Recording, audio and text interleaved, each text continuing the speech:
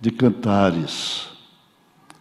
Cantares, Cântico dos Cânticos 8, 6 e 7. Falando ainda da alegria que eu tenho de ver meus filhos e netos aqui cantando, e eu batendo palma junto com eles. A igreja presbiteriana não é muito de bater palma, mas agora a gente está tão feliz que começa a bater palma também, né? O texto é Cantares 8, 6 e 7. Põe-me como selo sobre o teu coração, como selo sobre o teu braço, porque o amor é forte como a morte, e duro como a sepultura o ciúme. As suas brasas são brasas de fogo, são veementes labaredas. As muitas águas não poderiam apagar o amor, nem os rios afogá-lo. Ainda que alguém desse todos os bens de sua casa pelo amor, seria de todo desprezado. Ó Deus, mais uma vez nos colocamos nas tuas mãos. Teu servo já orou, e eu tomei posse desta oração, para que a palavra desta manhã não venha do homem, mas venha do Senhor, para edificar, para abençoar todos os casais desta igreja, ó Deus, e a nós todos que precisamos de Ti no dia a dia do nosso viver diário. Em nome de Jesus. Amém. Queridos, eu me encontrei com um poema de um professor do Mackenzie, chamado Enio César de Moraes. Eu falei, é professor do Mackenzie, deixa eu ler esse poema. E eu descobri que é um dos mais belos e mais realistas poemas que eu já conheci sobre o amor conjugal. Ele diz assim: eu te amo. Tão fácil dizer, tão difícil viver. Amar não é deixar de ser para ter, nem tampouco deixar de sonhar, sofrer. Amar é querer pertencer. Amor não é jogo de poder.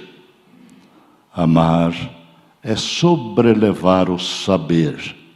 É a um tempo sobreviver e superviver.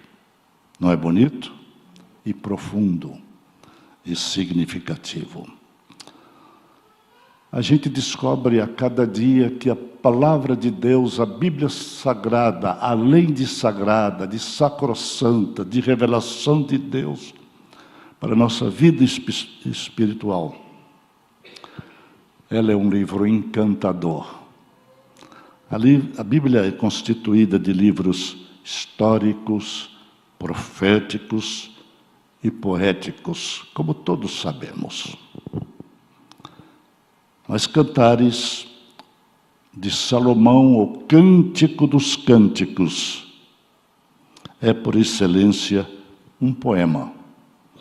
É uma canção de amor, do amor conjugal, firmada no amor entre Cristo e sua igreja. Paulo escreve assim: maridos, amai vossa mulher, como também Cristo amou a sua igreja e a si mesmo se deu por ela. O pastor deve ter repetido isso várias vezes para vocês, mas nunca é demais continuar repetindo, porque a palavra de Deus tem que ser entronizada no nosso coração, tem que fazer parte de nossa alma, para que nós possamos vivê-la no dia a dia da nossa vida. Não é só para ser guardada aqui, é para ser guardada aqui no coração. É por isso que quando eu decorei esse versículo, lá atrás, quando eu era menino, a tradução era assim: escondi a tua palavra no meu coração para eu não pecar contra ti. E depois guardo a tua palavra no meu coração para não pecar contra ti. Nós vemos que a palavra de Deus, quando diz isso, é porque Paulo conclui: quem ama a esposa, a si mesmo se ama. Ela é carne da nossa carne. Está no verso 28 de Efésios 5. Nós vemos no texto que nós acabamos de ler, queridos, belíssimas figuras do amor conjugal. Olha que figura forte. Põe-me como selo sobre o teu coração, como selo sobre o teu braço. Queridos, essa imagem é forte porque ela é símbolo de pertencimento, de autenticidade, de inviolabilidade, de algo muito querido e muito amado. Esta figura é a mais bela descrição de amor conjugal que pode existir no universo. Nunca foi escrito coisa semelhante por qualquer filósofo ou poeta, por mais inspirado que fosse. Antigamente, o selo era colocado no pescoço, perto do coração, para que mesmo à distância nunca fosse esquecido, ou como bracelete, para que também estivesse muito perto. E o próprio Deus declara: eis que nas palmas das minhas mãos eu te gravei. Nós somos gravados nas mãos de Deus, para que Ele nunca se esqueça de nós, e não pode esquecer, porque o amor dele é eterno, mas nós nunca nos esqueçamos dele, porque a Ele é que nós pertencemos. Selo é aliança, selo é compromisso, que foi firmado com sangue na cruz do madeiro, por nosso Senhor e Salvador Jesus Cristo, visando tão somente a nossa redenção. Glória a Deus por isso, queridos. Você é salvo, você é selado pelo próprio Deus para ser filho, para ser filha, e Ele nunca se esquecer de você, nem de sua esposa, nem de seu esposo, nem de seus filhos, nem de sua família. Eu tenho dito por onde passo que depois da salvação em Cristo Jesus, a bênção mais preciosa neste mundo é nosso casamento e a nossa família, que tem que ser guardados do coração como aquela preciosidade inigualável por qualquer coisa deste mundo. Os amigos podem ser bons amigos, mas primeiro nossa família. Quando nossas filhas começaram a crescer, são 5 filhas, 1 filho, 9 netos, 5 bisnetos. Clara é responsável por tudo isso.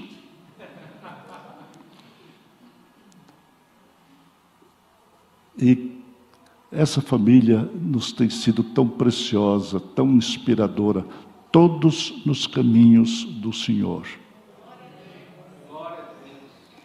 E nós oramos por eles todos os dias, para que nenhum deles se desvie do Senhor. E não somente estes, mas os que virão depois, a nossa posteridade. Porque, como vimos aqui, esse batismo tão bem celebrado pelo nosso pastor, queridos, a gente parece que quer ir correndo para fazer parte mais integrante desta família abençoada, que é a família do Senhor, e depois a família pelo sangue. O amor entre marido e esposa se espelha no amor de Deus por nós, por meio de Cristo Jesus.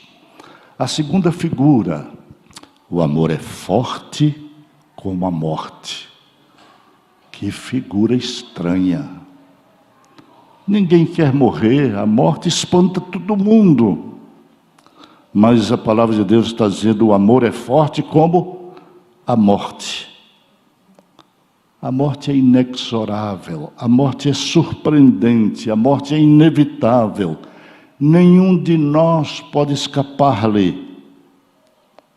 É uma figura um tanto assustadora. A gente pergunta por que ela está aqui, por que ela foi colocada aqui nesse contexto. Em primeiro lugar, é porque para quem crê em Jesus Cristo, a morte é apenas uma promoção ao lar celestial. Quando eu falo lá em casa, olha gente, com 87 eu estou caminhando perto. Pai, não fala isso. Falo, claro que eu falo. A gente tem que ser realista. Claro, se eu tivesse 18, pudesse até estar mais perto, mas não falaria. Mas cada dia nós temos que nos preparar para subir ao lar celestial. Nós moramos no 12º andar, é o andar mais alto do nosso prédio. Todo mundo que entra no elevador, eu sempre dou uma palavrinha de salvação para ele, ninguém escapa. Eu não perco oportunidade, queridos. Desculpem eu dizer isso, mas a Clara às vezes fala, pai, daí eu deixo o povo em paz. Eu falo, minha filha, eles vão ter mais paz se me ouvirem.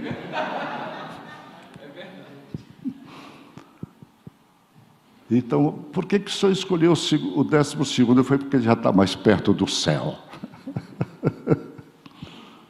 Fechando os olhos aqui, não tem tanto trabalho de chegar lá, porque quem vai me levar é o Senhor com os seus anjos.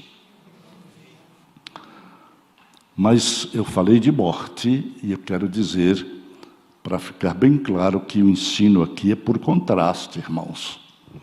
Enquanto a morte física põe fim a uma existência terrena, o amor renova, o amor revigora, e o amor dá sentido cada vez mais profundo e maior à vida. Vocês não imaginam quantas moças eu atendi no gabinete pastoral, já querendo passar da idade, dizendo, pastor, eu preciso de me casar. Eu falo, arranja um namorado, mas pastor, o senhor tem que orar por mim. Eu falo, minha filha, eu vou orar, mas eu não sei se é o que Deus quer para a sua vida. Mas pastor, ore, porque o senhor já orou por fulano e ele casou. Falou, orou por fulano. Coisa que eu nem sabia, nem me lembrava. E eu orei por essa moça, uma moça bonita, cantava no coral. E nós oramos. E ela foi outra vez e nós oramos. Pastor, eu quero me casar. A moça era triste, cantava no coral, mas estava triste. Aí nós oramos. Falei, você também precisa de orar, menina. Um dia ela disse, pastor, vou casar. Vou me casar com um americano bonito, gente boa, crente, vou morar nos Estados Unidos.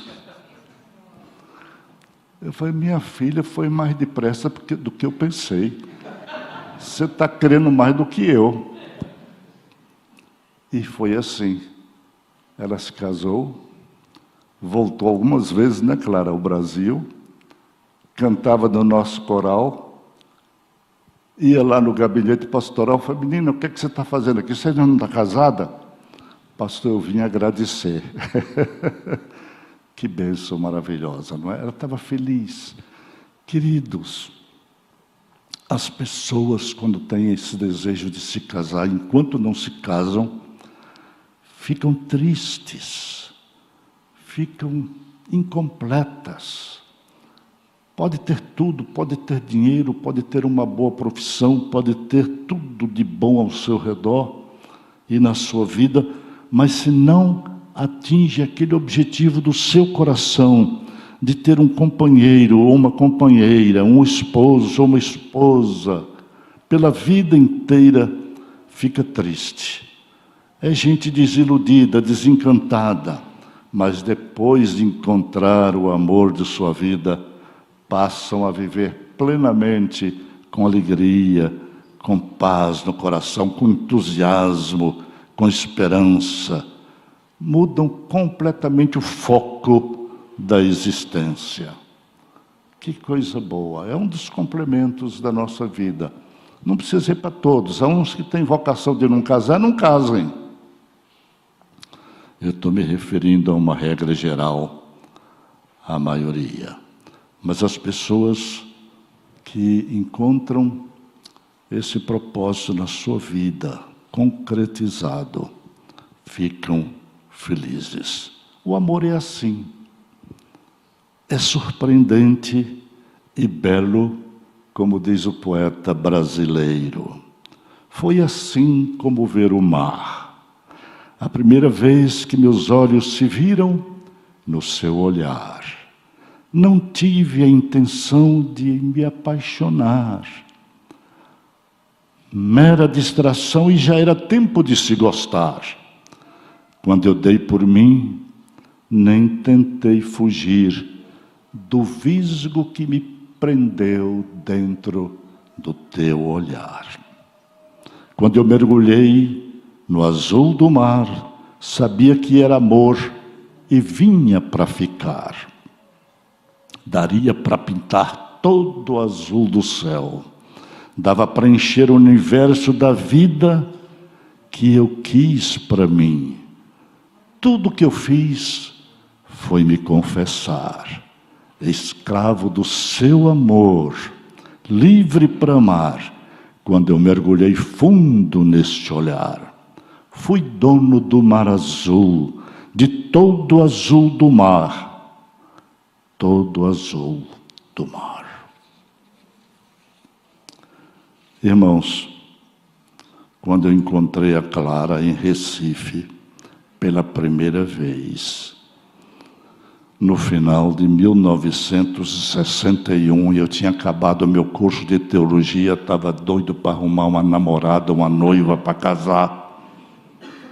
As que me apareciam não me agradavam, não me atraíam, e eu comecei a pensar, Senhor, eu tenho que arranjar uma morena para eu me casar. Ele disse para mim, mas você tem que esperar. E eu comecei a esperar, e a Clara chegou, e eu fazia refeições lá numa pensão de uma pessoa muito amiga, para onde ela ia ficar.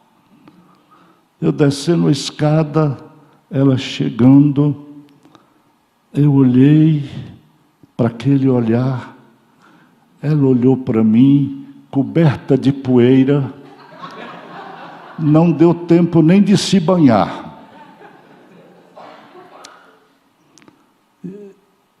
Não havia azul do mar, mas havia um sorriso para encantar.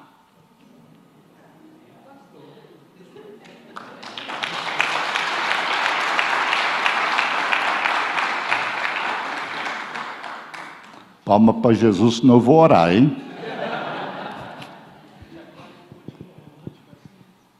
Mas, queridos, quando a Clara sorriu para mim, todas as dúvidas que eu tinha antes foram dissipadas. Eu disse, é essa, Senhor? É essa? Eu acho que é essa, mas eu só vou na certa. Se tu me mostrares que é ela, eu vou lutar. Mas ela é muito discreta, né? Eu passei por ela, fui embora, ela subiu. Quando chegou domingo, eu fui lá para almoçar, né? Fazer a refeição na mesma pensão, onde a gente começou a namorar. Aí me deram um violão, eu não sabia tocar. Mas inventei e o pessoal começou a cantar. Eu olhava para ela e ela me devolvia o olhar. Eu falei, Senhor, eu acho que eu já me convenci de que é com essa que eu vou namorar. Meus irmãos, a coisa foi crescendo, crescendo. Com 5 dias que a gente estava tentando namorar, eu falei com ela, Clara, é você. É você. Vamos casar? Ela falou, Adail, eu tenho família. Eu falei, mas eu não tenho ninguém. Eu queria formar uma família com você, para a gente ser feliz. Ela falou, mas eu estou estudando. Ela estava fazendo odontologia, estraguei a vida da moça. Não, tem que falar com meu pai, minha mãe, minhas irmãs, meus sobrinhos. Ela tinha que falar com todo mundo, eu não tinha que falar com ninguém, só com Deus. E quando Deus já tinha falado, Ele tinha aprovado. Namoramos 12 dias ali em Recife, não havia outro jeito, eu queria casar logo, né? Ela se foi, eu fui para ser ordenado, Deus abençoou que eu fui, me aprovaram. Fui para Almenara, meus irmãos, só depois de mais 1 ano que eu fui casar com essa moça. Mas foi a melhor coisa da minha vida. Eu tinha sido órfão tanto tempo, estava cansado de viver sozinho. E aí nos casamos no dia 26 de janeiro de 1963. Esse é um teste de memória que estou fazendo para receber os aplausos dela.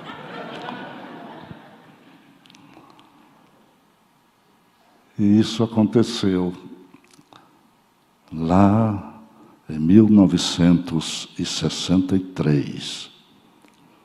E nós fomos pastorear juntos. E eu concluí mais uma vez que o amor vem de Deus. E quando o amor vem de Deus, ele inunda o nosso ser.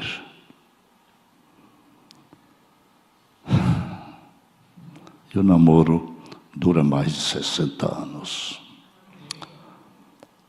Outra figura que está nesse texto, que o amor supera as muitas águas. Na caminhada juntos, verso 7. As muitas águas não poderiam apagar o amor, nem os rios afogá-lo. E eu descobri que isso é pura verdade. Claro, irmãos, todo casamento tem seus conflitos, pequenos ou grandes. Já enfrentei tantos conflitos de casais, por bobagens, coisas simples, desentendimentos bobos, superficiais. Alguns reataram, graças a Deus, outros se desfizeram. Mas olha, queridos, os conflitos existem e existirão sempre, por causa de nossas diferenças. Eu sou completamente diferente da Clara, ela é mais diferente de mim do que eu dela, sabe? Nós temos diferenças incríveis, algumas semelhanças. Mas, se o nosso amor não for provado, jamais poderá ser aprovado e fortalecido. Sabe o que estraga?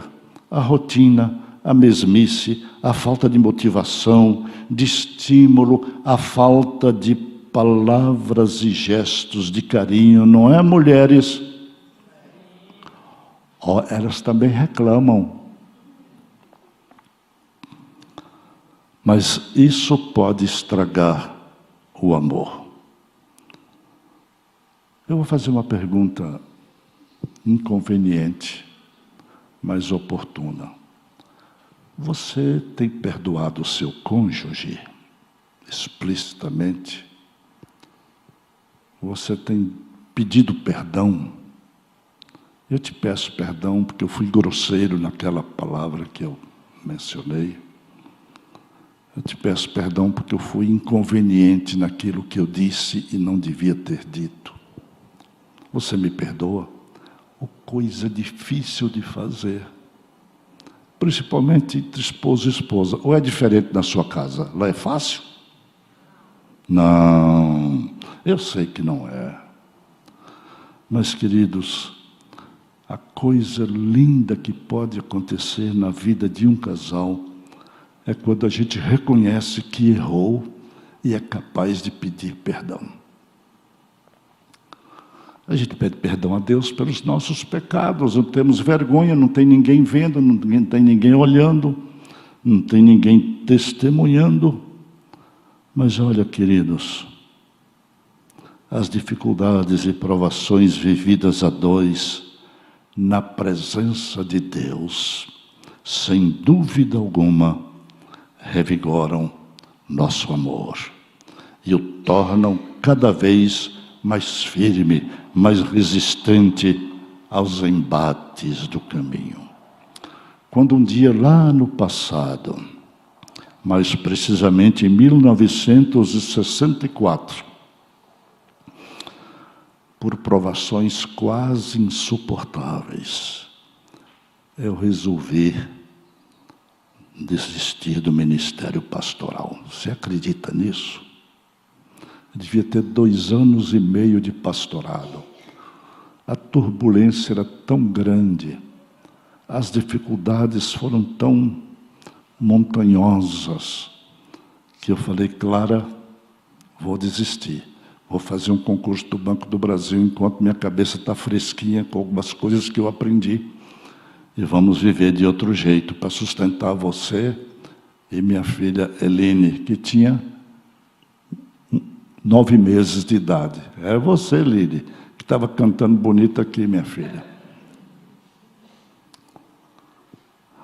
Aí ela se virou para mim e disse, Adail, e sua vocação pastoral?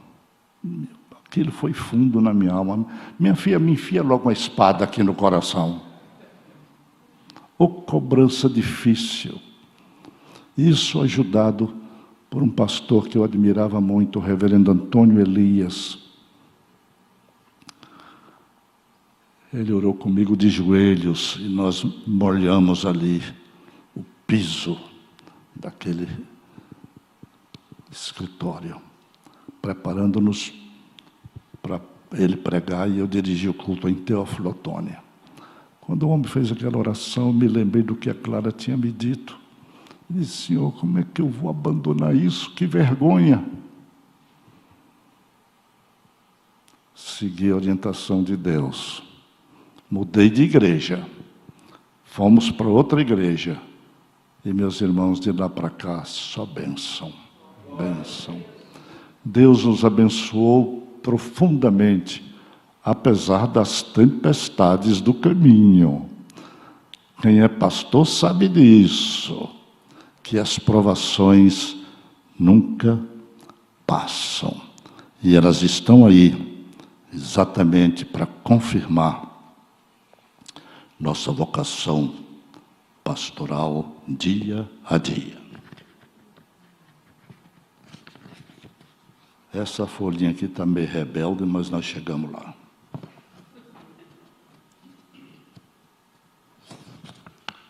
O dedo está seco e eu tenho vergonha de fazer isso, como eu já vi muitos outros pastores fazerem, mas parece que é uma coisa certa. Vai lá.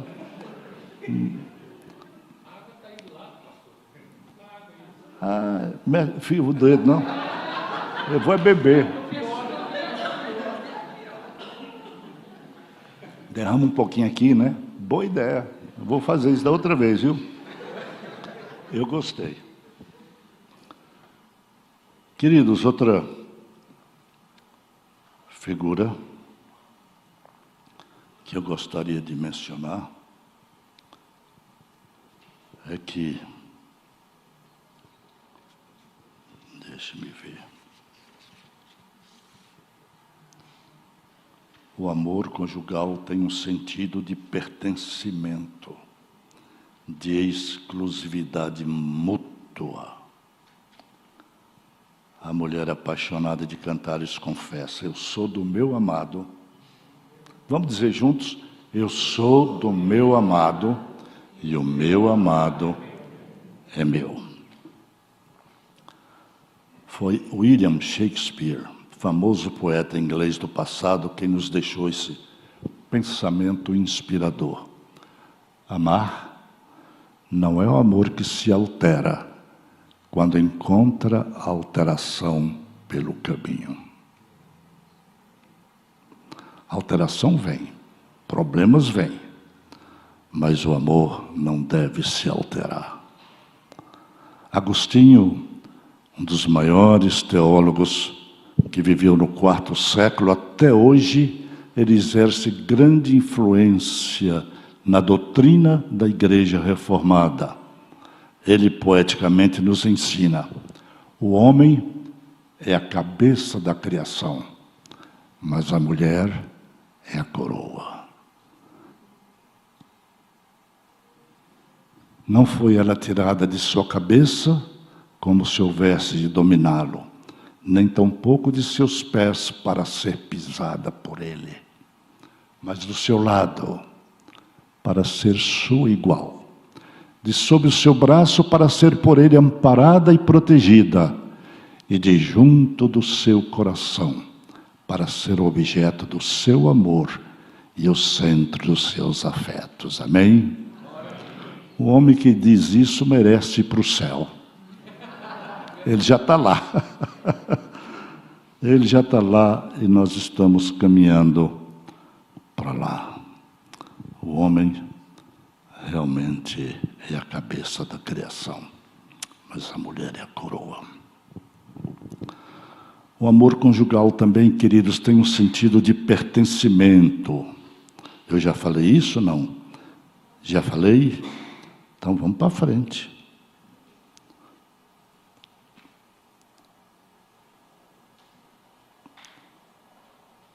O amor nos torna cúmplices um do outro e dá sentido à nossa vida com paz, segurança e sonhos renovados.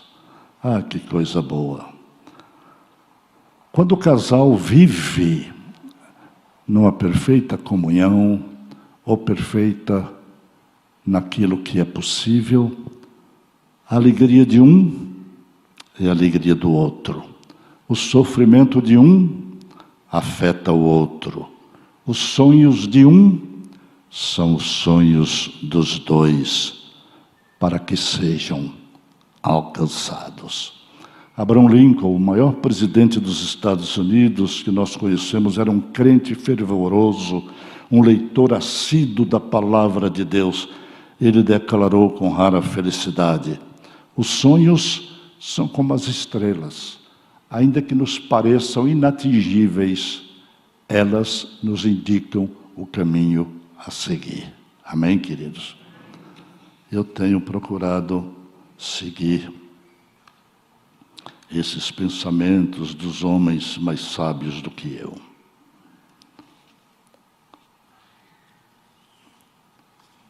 E eu estou caminhando para o fim, para lhes dizer que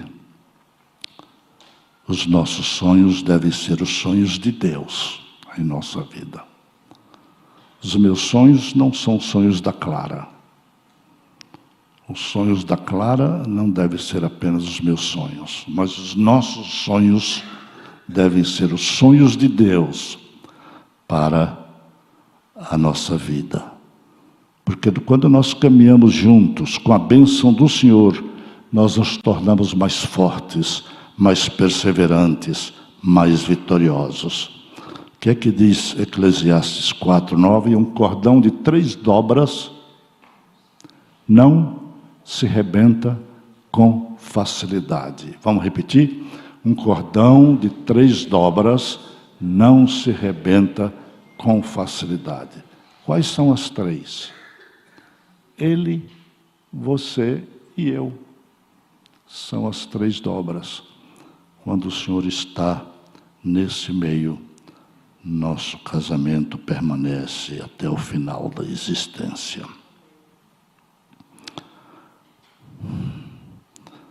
Concluindo de verdade, queridos, eu vou deixar umas recomendações. Não seja dono de coisa alguma. Não seja dono da verdade. Não imponha suas ideias. Ninguém sabe tudo, nem o homem, nem a mulher. Quem sabe tudo é Deus. Nós estamos aprendendo juntos para sermos melhores. Você se lembra dos 4 fundamentos da educação universal de Jacques Delors, da Unesco? Aprender a aprender, aprender a ser, aprender a fazer. Esse não vai. Aprender a conviver. Aprender a aprender, aprender a ser, aprender e aprender a conviver. A ordem lá deles é diferente, mas a ordem mais bíblica é esta. Nós só podemos conhecer depois de aprender. Aprender a aprender, aprender a ser, aprender a fazer e aprender a conviver. A convivência vem por último, quando nós temos já uma porção de aprendizados na cabeça. Só aprende a conviver quem tem amor no coração. Eu aprendi desde jovem uma canção em inglês que foi traduzida assim: diga-me por que as estrelas brilham, diga-me por que a trepadeira sobe, diga-me por que o céu é assim tão azul, e eu te direi porque eu te amo.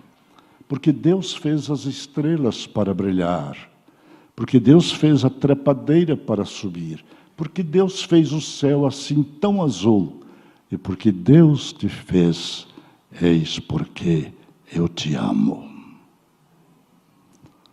E eu cantava isso sem saber que um dia ia cantar para Clara.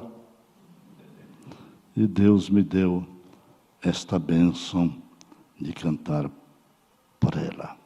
Meus irmãos, que o Senhor possa inundar sempre o nosso coração com seu amor, para amarmos nosso cônjuge, nossa família e a todos aqueles que Ele, o Senhor, faz passar pelo nosso caminho, de perto ou de longe, como hoje é possível, mas toda a honra e toda a glória sejam dadas ao Senhor.